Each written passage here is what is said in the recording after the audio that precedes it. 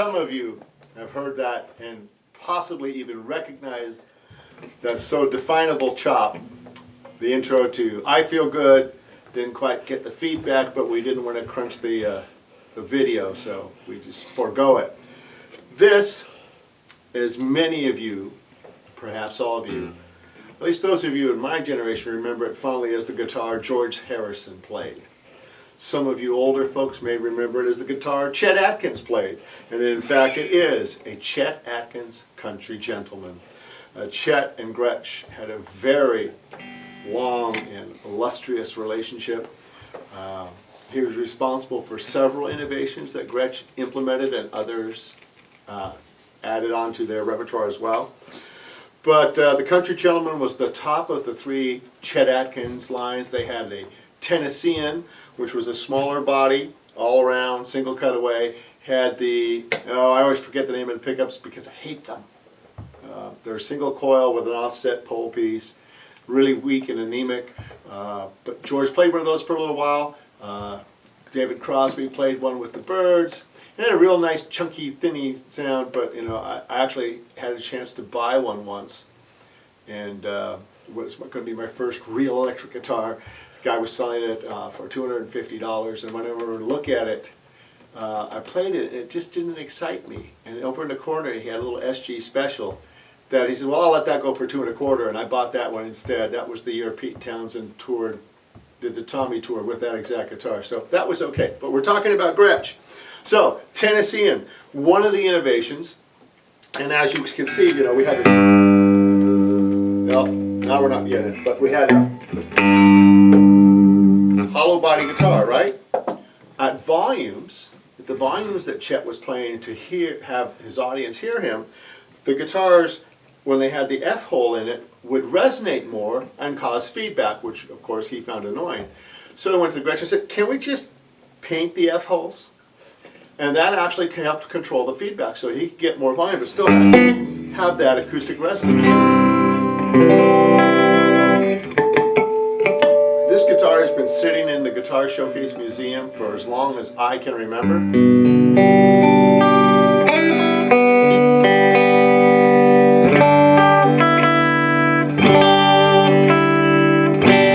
Could be the original strings. Anyway, you know, Chet Atkins stuff.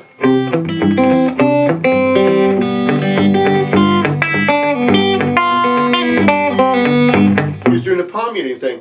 Well, he got tired of that. He had them put a mute.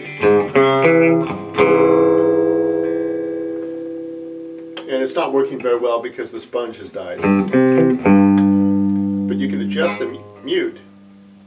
And if the sponge is fresh, it would mute the tone, just like palm muting. And they first started with one all the way across, but that meant everything's muted. But then he wanted, you know,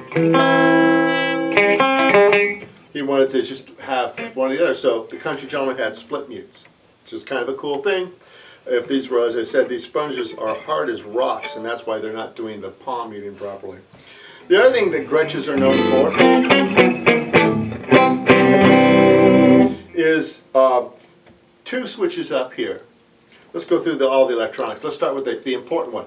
You're working on the gig, and you got your tones and volumes all set right. It's time for a break, and they would in those days just lean the guitars up against the amplifiers, and then at volume,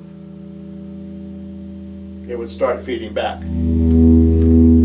But they didn't want to change anything, so Gretsch put a standby switch on the guitar. So that's kind of cool. It's great to hand a Gretsch to somebody who doesn't know and he's going, what's wrong with this thing? So standby switch. You've got neck pickup, we need to clean those, and bridge pickup. Then you have the master volume.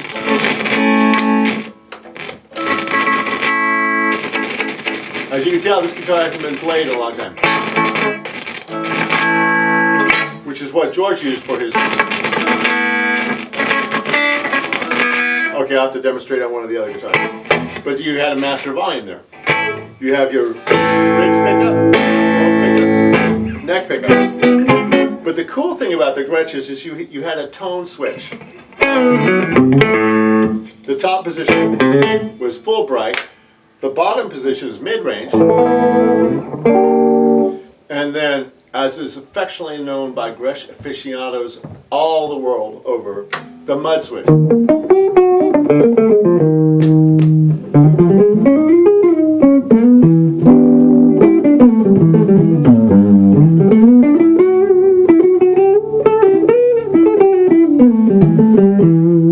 Which is really a popular tone for Stephen Stills with the Crosby, Stills, Nash days. Wooden Ships is a real great example.